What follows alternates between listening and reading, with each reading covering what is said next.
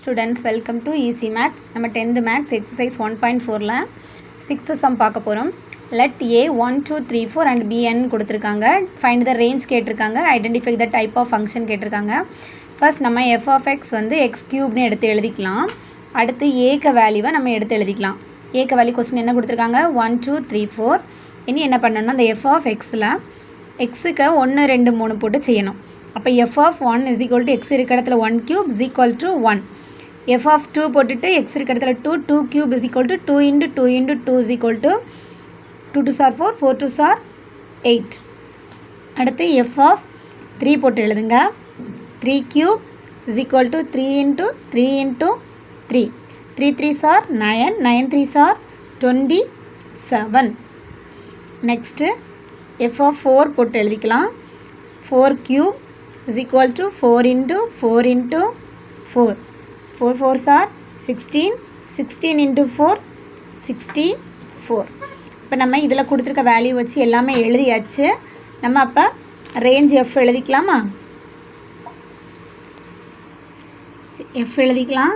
f எப்படி எழுதணும்? Equal to போட்டுட்டு ஆன்சரெல்லாம் எடுத்து எழுதிக்கோங்க. 1 8 27 64 64. இதுதான் என்னது கொஸ்டினில் என்னது கொடுத்த find of the range of the F கண்டுபிடிச்சாச்சு. அடுத்து செகண்ட் என்ன கேட்டிருக்காங்க?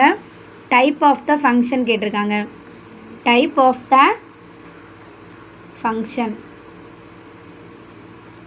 இதில் ஏக்க வேல்யூ நமக்கு கொஸ்டினில் கொடுத்துருக்காங்க 1 2 3 4ன்னு சொல்லிட்டு. பிக்கு வேல்யூ என்ன கொடுத்துருக்காங்க? n கொடுத்துருக்காங்க. என்ன நேச்சுரல் நம்பர் 1லேருந்து ஸ்டார்ட் ஆகி போயிட்டே இருக்கும். நம்ம இனி அதை இந்த மாதிரி ட்ரா பண்ணி நம்ம இது பண்ணிக்கலாம். இது A எடுத்துக்கோங்க, இது B எடுத்துக்கோங்க. ஏல ஏக்க வேல்யூவெல்லாம் எழுதிக்கலாம் 1 2 3 4.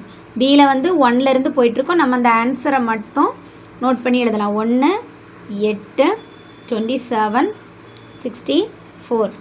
1லேருந்து 1க்கு போகுது, 2லேருந்து 8, 3லேருந்து 27, 4லேருந்து 64. இப்படி ஒவ்வொன்றும் ஒவ்வொரு வேல்யூ போயிட்டே தான் இருக்குது. அப்போ இது என்ன ஃபங்க்ஷன்? 1 to 1 இன்ட்டு ஃபங்க்ஷன் எழுதிக்கலாம். 1 and 1 into function 1 and 1 into function எடுத்து எழுதிக்கலாம். இதோட ப்ராப்ளம் முடிஞ்சிச்சு.